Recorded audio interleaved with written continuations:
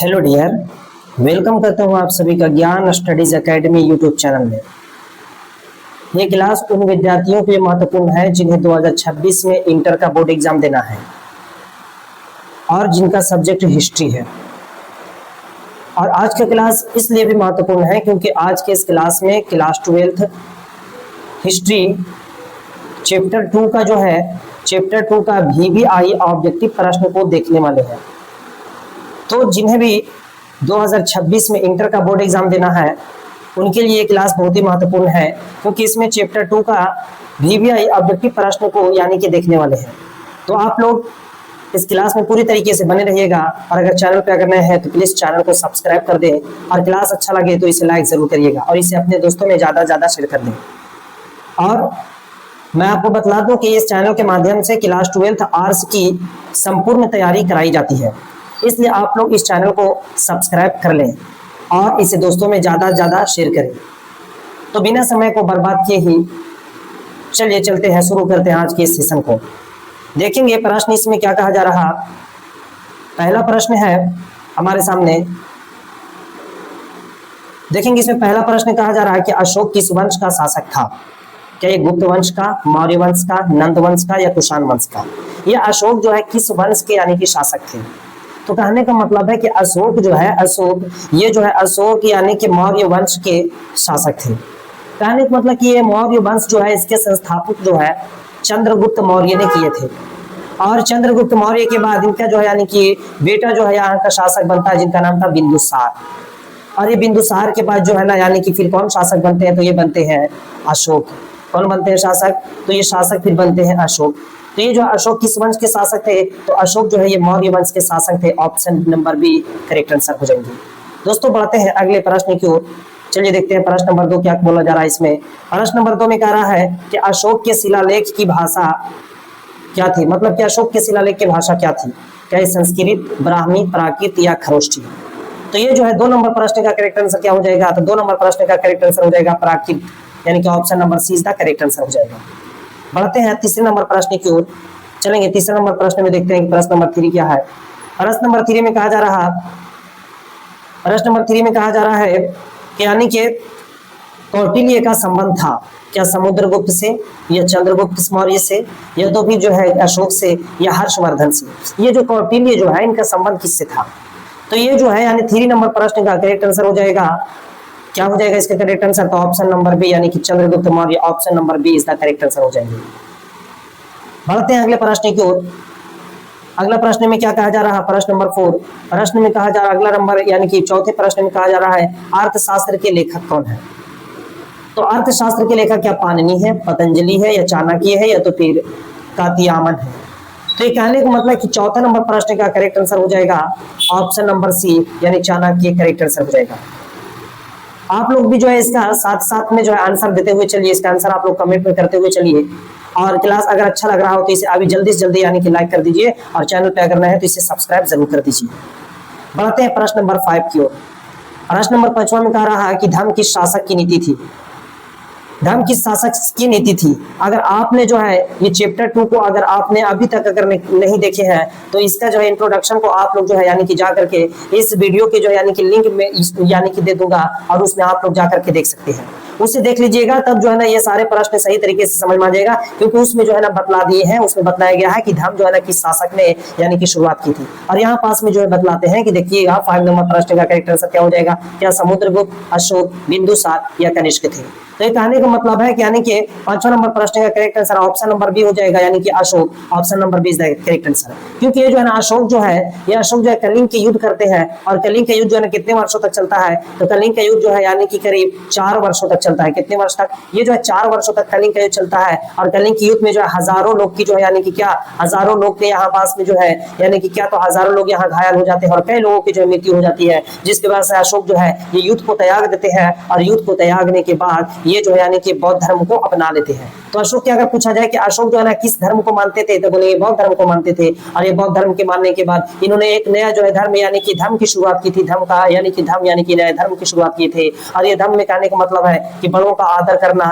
छोटों का सम्मान करना, और ये बात को इसमें बताया गया था। तो 5 नंबर प्रश्न का correct answer option number C हो जाएगा। बढ़ते हैं अगले प्रश्न की ओर। प्रश्न नंबर 6 में देखते हैं क्या कहा जा रहा। प्रश्न नंबर 6 में कहा जा रहा है दोस्तों, प्रश्न नंबर 6 में कहा जा रहा मौर्य प्रशासन में महा यानी कि क्या महामात्य का कार्य था। क्या सैन्य कार्य था, न्यायिक कार्य था, या तो फिर राजस्व संग्रह, या तो प्रशासनिक कार्य। तो छठा नंबर प्रश्न का करेक्ट आंसर क्या हो जाएगा, तो यानी प्रशासनिक कार्य, option number D correct answer हो जाएगा। उम्मीद है कि समझ में आ रहा होगा। आप लोग प्रश्न को साथ ही साथ में लिखते हुए भी चल रहे होंगे। आप लोग को मैं बतला दूं, ये सारे प्रश्न जो है ना, सारे VVIP ऑब्जेक्टिव प्रश्न है। ये सब जो है ना एग्जाम में यानी 100% ही जो यानी कि कह सकते हैं कि ये इसमें से यानी प्रश्न जो है ना टकराने वाले हैं। तो 2026 में अगर आपको एग्जाम देना है तो आपको ये सारी क्लास को यानी कि बने रहना होगा, पूरे क्लास में बने रहना होगा। और आप लोग जो है ना कलम कॉपी किताब साथ में आप लोग लेकर के बैठिए कलम कॉपी को, और साथ में से नोट करते हुए लिखते हुए चलिए।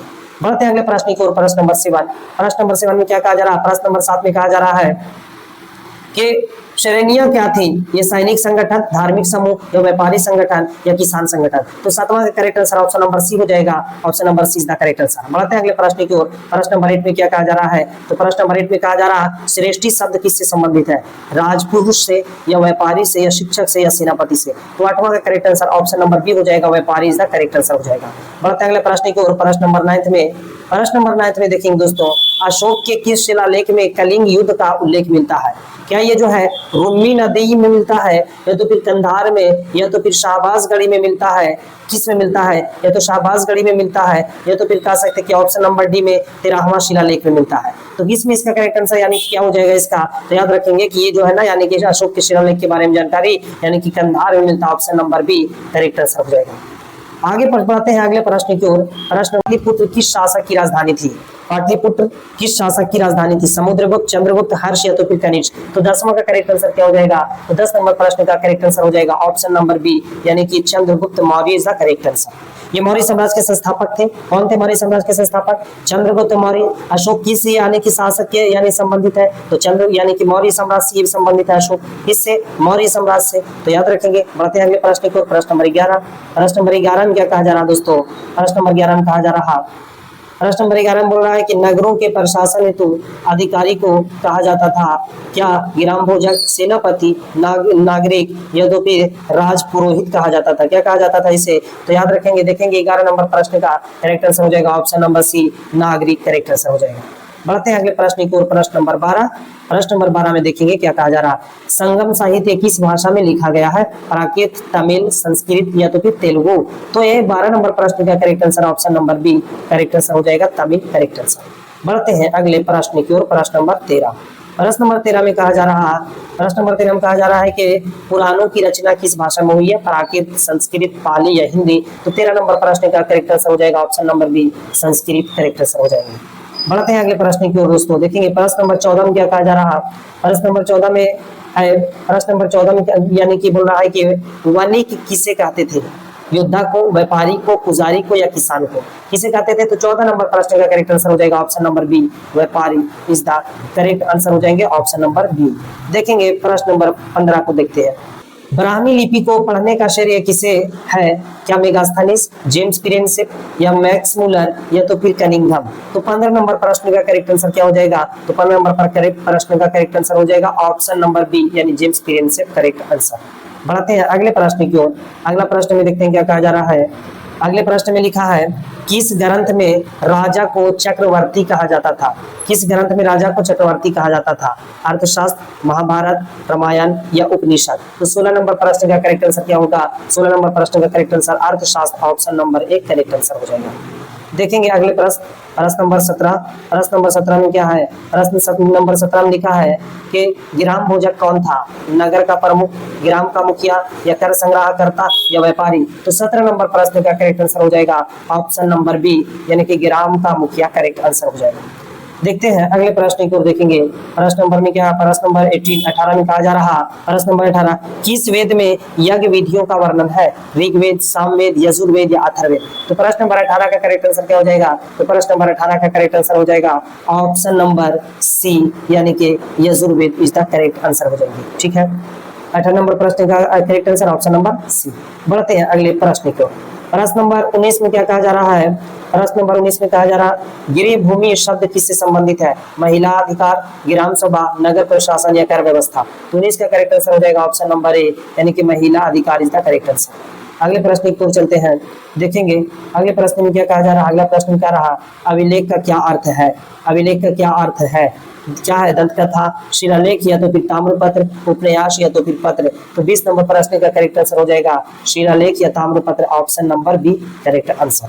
बढ़ते हैं अगले प्रश्न की ओर, देखेंगे प्रश्न नंबर 21 में क्या है। प्रश्न नंबर 21 में लिखा हुआ है सबसे शक्तिशाली महाजनपद कौन सा था, अंग, वज्जी, मगध, मल। आपको मैं बतलाते हुए चलो, यानी कि महाजनपदों की संख्या कितनी थी, तो महाजनपदों की संख्या जो है यानी कि 16 थी। उसमें से जो है ना सबसे यानी कि सबसे शक्तिशाली कौन सा था, तो सबसे शक्तिशाली जो है यानी कि कौन हो जाएगा, सबसे शक्तिशाली यानी कि मगध, सबसे शक्तिशाली Magadh, option number C correct answer. और ये मगध यानी कि देखिएगा पहले जो यानी कि बिहार का ही नाम था मगध, और इसकी राजधानी थी राजगिरा, यानी मगध की राजधानी राजगिरा थी, याद रखेंगे। बढ़ते हैं अगले प्रश्न की ओर, उम्मीद है कि समझ में आ रहा होगा और आप लोग लिखते हुए चल रहे होंगे। अगर अच्छा लग रहा है क्लास तो इसे प्लीज लाइक कर दीजिए, और चैनल पे अगर नए हैं तो इसे सब्सक्राइब जरूर कर दीजिएगा। देखेंगे भूमि दान की प्रथा कहाँ प्रमुख थी, बौद्ध धर्म में, जैन धर्म में, ब्राह्मणवाद में या तो फिर ईसाई धर्म में। तो 22 नंबर प्रश्न का करेक्ट आंसर।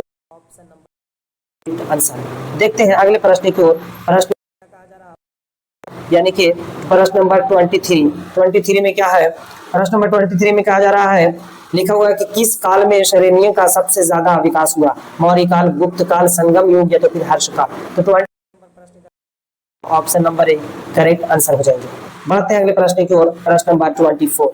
प्रश्न नंबर 24 में क्या है। प्रश्न नंबर 24 में लिखा हुआ है सामवेद का मुख्य विषय क्या है, युद्ध नीति, वज्र या तो फिर स्तुति मंत्र या तो यज्ञ विधि या तो फिर संगीत। तो 24 नंबर प्रश्न का करेक्ट आंसर क्या होगा, तो इसका correct answer option number D यानी कि संगीत करेक्ट आंसर हो जाएगा। सामवेद, सामवेद में किसके बारे में, तो यानी कि गाना यानी कि संगीत के बारे में जानकारी किससे मिलता है, तो संगीत के बारे में जानकारी जो मिलता है उसे कहते हैं सामवेद।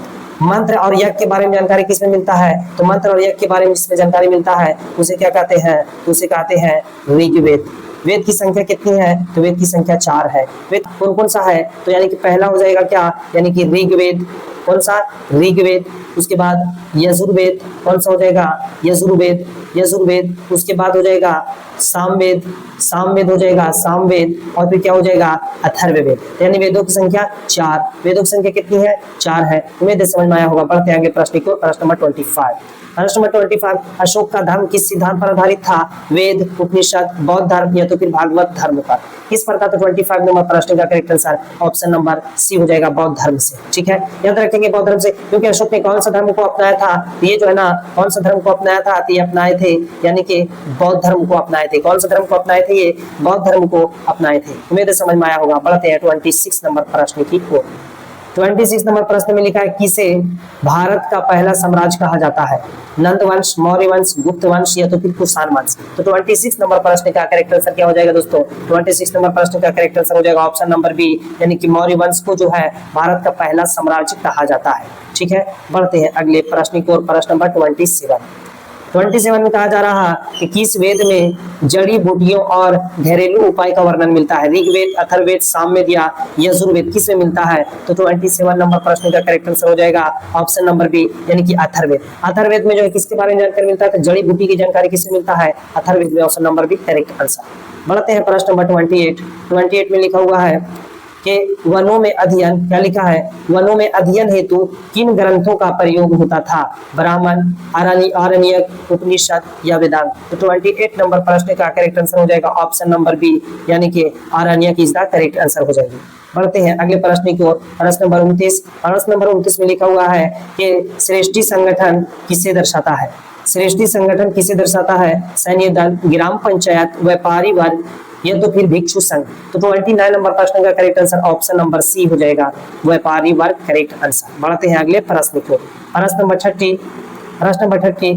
किस क्षेत्र में संगम साहित्य विकसित हुआ, बंगाल, उत्तर भारत, दक्षिण भारत या अफगानिस्तान। तो 30 का करेक्ट आंसर क्या हो जाएगा, ऑप्शन नंबर सी यानी दक्षिण भारत। मैं आपको अभी भी बतला रहा हूं कि अगर आपने जो है इस चैप्टर 2 को क्लास को अगर नहीं देखे तो आप लोग जाकर उसे जल्द से जल्द देख लीजिए, ताकि जो है ना ये सारे ऑब्जेक्टिव आपको सही तरीके से समझ में आए और जल्दी से जल्दी याद हो जाए। बढ़ते हैं अगले प्रश्न को, प्रश्न अगला क्या कहा जा रहा है, 31। प्रश्न नंबर 31 में कहा जा रहा है कि मौर्य साम्राज्य की राजधानी कहाँ थी?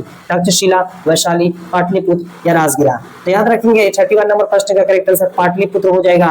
Pataliputra, option number C Pataliputra. और ये पाटलिपुत्र आज जिसे हम लोग जो है पटना के नाम से जानते हैं, क्योंकि ये जो है ना मौर्य साम्राज्य जो थी यानी कि इसकी राजधानी कहाँ थी? पाटलिपुत्र थी। पाटलिपुत्र को आज किस नाम से? तो पटना के नाम से जाना जाता है। ठीक है, मगध किसे कहते थे? तो मगध जो है इनकी पहले जो बिहार का ही यानी कि पुराना नाम था मगध, और उसकी राजधानी थी राजगिरा। राजगिरा किसकी राजधानी थी? तो ये राजगिरा जो है ये मगध की राजधानी थी। ठीक है, बढ़ते हैं अगले प्रश्न को, और प्रश्न नंबर 32 में कहा जा रहा शासन के केंद्र से क्या तात्पर्य है? ग्राम पंचायत, दुर्ग, या तो फिर राजधानी, या तो फिर यज्ञशाला या पाठशाला। तो 32 नंबर प्रश्न का करेक्ट आंसर हो जाएगा ऑप्शन नंबर बी, दुर्ग, राजधानी करेक्ट आंसर। याद रखेंगे इसका करेक्ट आंसर हो जाएगा ऑप्शन नंबर बी। बढ़ते हैं अगले प्रश्न की। अगला प्रश्न में कहा जा रहा यानी कि धर्म सूत्रों में, अगला प्रश्न में धर्म सूत्रों में किसका वर्णन होता है? न्याय, युद्ध नीति, सामाजिक नियम या लेखन प्रणाली। तो 33 नंबर प्रश्न का करेक्ट आंसर हो जाएगा option number C, correct answer हो जाएगा सामाजिक नियम। बढ़ते हैं अगले प्रश्न की ओर, प्रश्न नंबर 34। प्रश्न नंबर 34 में क्या है? प्रश्न नंबर 34 में लिखा हुआ है उपनिषद का मुख्य विषय क्या है? वेदों की व्याख्या, आत्मा और ब्रह्म का ज्ञान, या तो फिर ग्रह यानी कि ग्रह नक्षत्र, या तो फिर कृषि व्यवस्था। तो 34 नंबर प्रश्न का correct answer option number B, correct answer हो जाएगा आत्मा और ब्रह्म का ज्ञान। बढ़ते हैं अगले प्रश्न की ओर, प्रश्न नंबर 35 में कहा जा रहा है 35 में क्या है? 35 में कहा जा रहा कि यानी कि 35 में क्या लिखा है? 35 में है कि नागरिक शब्द किसे कहते थे? नगर की निवासी, नगर प्रमुख अधिकारी, या तो फिर यज्ञिक पुरोहित, या तो फिर सैनिक। तो 35 का करेक्ट आंसर हो जाएगा ऑप्शन नंबर बी, नगर प्रमुख अधिकारी, option number B correct answer. बढ़ते हैं अगले प्रश्न को, प्रश्न नंबर 36। प्रश्न नंबर 36 में क्या कहा जा रहा है? प्रश्न नंबर 36 में कहा जा रहा है कि यानी कि अशोक के कौन से अभिलेख में युद्ध के बाद यानी कि युद्ध के बाद कह सकते हैं कि यानी कि पश्चाताप की भावना दिखाई देती है? लघु शिलालेख, या तो फिर रूमी नदी, या तो फिर तिरावा शिलालेख, या तो फिर बाबरू में। तो 36 नंबर प्रश्न का करेक्ट आंसर हो जाएगा तिरावा शिलालेख, ऑप्शन नंबर सी। बढ़ते हैं अगले प्रश्न को, प्रश्न नंबर 37 में कह रहा है 37 में लिखा हुआ है कि आहत मुद्राएं किस काल में प्रसिद्ध थी? वैदिक काल, मौर्य काल, गुप्त काल, संगम काल। तो 37 नंबर प्रश्न का करेक्ट आंसर क्या होगा? आप लोग इसका जवाब जो है कमेंट में करते हुए यानी कि कमेंट में इसका सही उत्तर जो है आप लोग कर दीजिए। ठीक है, बढ़ते हैं अगले प्रश्न को। अगले प्रश्न में देखेंगे इसका करेक्ट आंसर क्या हो जाएगा। देखेंगे अगले प्रश्न में कहा जा रहा है 38 नंबर प्रश्न में कह रहा कि द्विज शब्द किसे कहा जाता है? शर्मन, ब्राह्मण, क्षत्रिय, तो फिर 2 बार जन्म लेने वाला, जिसे कहते हैं उपनयन संस्कार प्राप्त करना, 2 बार जन्म लेने वाला। तो 38 नंबर प्रश्न का करेक्ट आंसर क्या हो जाएगा? तो 38 नंबर प्रश्न का करेक्ट आंसर हो जाएगा ऑप्शन नंबर डी, यानी कि 2 बार जन्म लेने वाला। बढ़ते हैं अगले प्रश्न की ओर, प्रश्न नंबर 39 में कहा यानी कि लिखा है नगर शब्द का अर्थ क्या है? व्यापारी, सैनिक, नगर का निवासी, या तो फिर पुरोहित। तो 39 नंबर प्रश्न का करेक्ट आंसर हो जाएगा ऑप्शन नंबर सी, यानी कि नगर का, यानी कि क्या हो जाएगा? तो नगर का विकास, यानी कि option number C correct answer. अगर क्लास अच्छा लगा है तो इसे प्लीज इसे लाइक कर दीजिए, जल्दी से जल्दी आप लोग इसे लाइक कर दीजिए, और चैनल पर नए हैं तो इसे सब्सक्राइब जरूर कर दीजिएगा, क्योंकि इस चैनल के माध्यम से पूरी तैयारी कराई जाएगी। ठीक है, बढ़ते हैं अगले और अंतिम प्रश्न की ओर, प्रश्न नंबर 40। प्रश्न नंबर 40 है, प्रश्न नंबर 40 में कहा जा रहा लिखा हुआ है कि किस पुरातात्विक स्थल से यज्ञ वेदियां यानी कि वेदियां जो है मिली है? लोथल, कालीबंगा, धौलावीरा या राखीगढ़ी। तो 40 नंबर प्रश्न का करेक्ट आंसर क्या हो जाएगा? ऑप्शन नंबर बी, यानी कि कालीबंगा करेक्ट आंसर। कालीबंगा अगर पूछा जाए कि ये कालीबंगा कहाँ था? ये कालीबंगा जो है ये राजस्थान में है। कालीबंगा कहाँ है? तो कालीबंगा राजस्थान में है। आप लोग जो चैप्टर 1 को यानी कि नहीं देखे तो उसे भी देख लीजिए, क्योंकि उसमें जो कालीबंगा के बारे में पूरे डिटेल्स बताया गया है, क्योंकि वहाँ पास में जो है कौन सा हड़प्पा सभ्यता और यानी कि सिंधु घाटी सभ्यता। चैप्टर 1 जो है जिसका नाम है क्या? तो चैप्टर 1 यानी कि उसका नाम ईंटें, मनके तथा अस्थियां। वो चैप्टर में जो है इसके बारे में पूरी तरीके से लोथल, कालीबंगा, धौलावीरा और राखीगढ़ी के बारे में बतलाया गया है। तो आप लोग उसे जो है यानी कि इस चैनल में जाकर के उसे भी देख सकते हैं। ठीक है, तो यानी कि उम्मीद है आप लोगों को ये क्लास अच्छा लगा होगा। अगर अच्छा लगा है तो इसे लाइक कर दीजिए, और चैनल पे अगर नए हैं तो इसे सब्सक्राइब जो है जल्द से जल्द यानी कि सब्सक्राइब इसे कर दीजिए, और क्योंकि आपको इससे जो है यानी कि फायदा होने वाला है। ठीक है, तो मिलते हैं अगले क्लास में, तब तक के लिए बाय बाय।